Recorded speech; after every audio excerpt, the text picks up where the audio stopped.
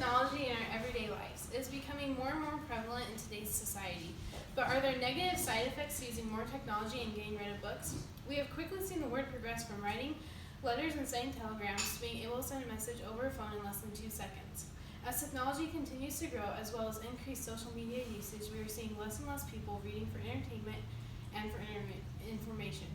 Growing up, I have seen the increase in technology. While in high school, all my friends had smartphones. However, I did not. At the time, this was frustrating for me, but now I believe it is beneficial since seeing the negative side effects technology can have. Today, I'm going to talk to you about how technology can negatively affect our brains and why you should put down our phones every once in a while and return to reading from a book. Reading is an important part of not only scholars or students' lives, but also the lives of the average person. The ability to read is necessary to be a member of a well-rounded society. It is proven that reading develops many skills, including reflection, critical thinking, imagination, induction, and vocabulary. Professor Patricia Greenfield, a UCLA professor of psychology and the director of the Children's Digital Media Center in Los Angeles, conducted a study in a classroom where she gave students internet access during class while other students didn't have internet access. At the end of the class, the students were tested about what was discussed in the class. The results were that the students without internet access performed better on the test than the students who had access. The students with access seemed to not process what the speaker said nearly as well as the students who didn't. With the new movement of technology, we are seeing it being used more and more in the classrooms. As a college student, I have seen the use of it in almost every single one of my classes. Gone are the days of turning in assignments in person or taking notes with a paper and pencil. Instead, almost every student has a laptop in front of them. We are starting to see more technology and internet in even elementary school and in middle schools. While technology and having internet in the classroom can be beneficial, I also believe that it can take away from the benefits as shown by the study done by Professor Greenfield. Technology changes the ways children think and focus. Humans have many different characteristics. Some of these include the capacity to reflect, reason, and draw conclusions based on our knowledge and insights. The way a child thinks makes up many aspects of who they are and what they do. All these new technologies shape the way we think. They can change how we think in ways such as obvious and subtle, unintentional and deliberate, and even advantageous and detrimental. Children's brains are still developing, and by frequent exposure to technology, it is wiring differently than the generations before. A technology writer, Nicholas Carr, has observed that the emergence of reading encourages our brains to be more focused and imaginative. The rise of the internet has strengthened our ability to scan information rapidly and efficiently, but lacks one thing that reading can give us. One thing that technology lacks to give us is attention. Attention can be thought of as the gateway to thinking. Without attention, we lose or diminish many other aspects of thinking, such as perception, memory, language, learning, creativity, reasoning, and problem solving. The ability to focus or pay attention are very important and lay the foundation for many aspects of growth and becoming successful, well-rounded people. A child's immediate environment determines the kind or amount of attention that they will develop. In past generations, children focused much of their time to reading. Reading is an activity that has few distractions and can require intense and sustained attention. Imagination and memory, however, with the invention of the television, we see a lack of attention spans in children, as the television offers children visual stimuli, fragmented attention, and very little need for any imagination. And then we see the invention of the internet, and along with it comes impossible, consistent attention, unnecessary imagination, and inhibited memory. Technology conditions the brain to pay attention very differently than reading. Many studies have shown that reading from uninterrupted text results in faster completion and a better understanding and recall of the text. However, those who read a text on the internet filled with hyperlinks and ads don't develop as good of an understanding and are less able to recall what they read. In one study, they found that the students that read a text-only version of a presentation said the presentation was engaging, informative, and entertaining.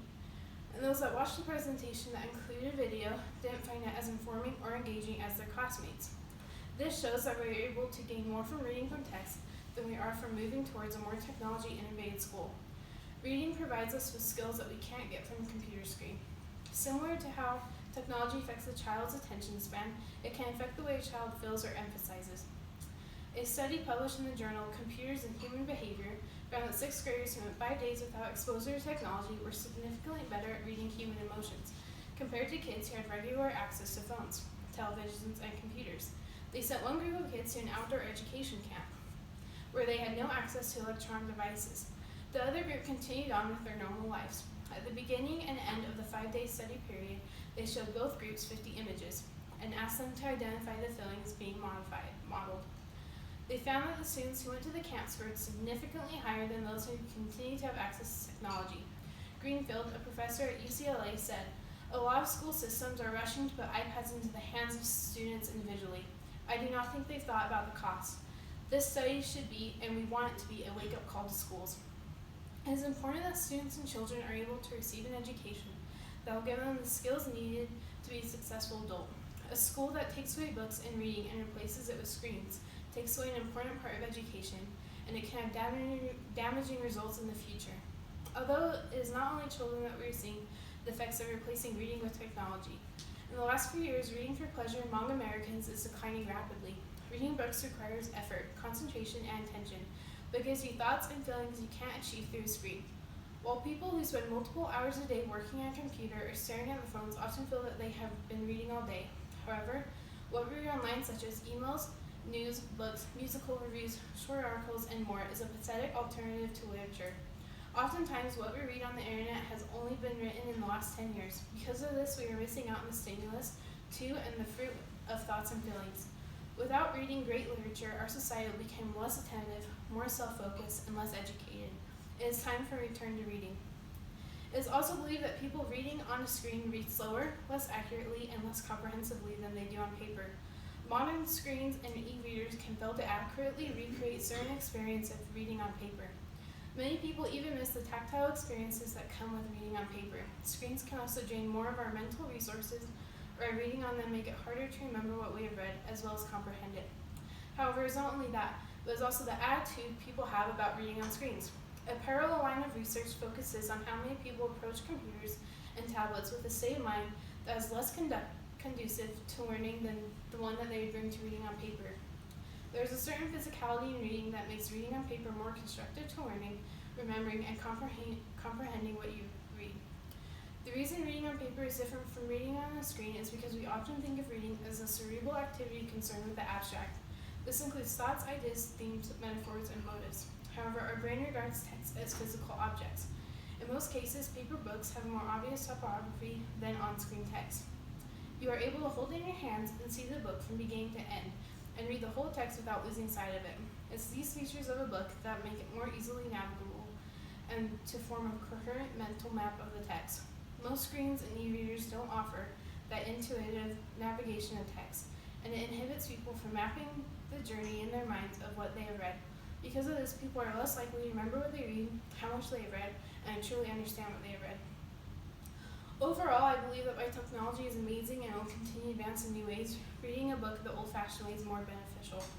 Reading develops many important skills that help children and adults become well-rounded members of society. If we take away reading from textbooks or books in the classroom, we will be depriving kids of ways to learn and grow in ways that technology can't teach them. It is important to continue to spend less time away from screens and instead work on having real-life experiences. If we continue to do this, we will be able to have children and adults with better attention spans, better reflection skills, critical thinking, problem solving, and vocabulary. We will be more learners as a society as a whole. If we continue to put more technology in schools, we will continue to build a society where distraction is the norm, consistent attention is impossible, imagination is unnecessary, and memory is inhibited. It is not only important but necessary to make a move to return to reading from textbooks, having interaction with real people as opposed to one on a screen, and learn from real-life experiences. The best thing we can do for our future generations is to create a school where they have all of this and are well-equipped when they graduate high school, knowing what it's like to pick up a book and read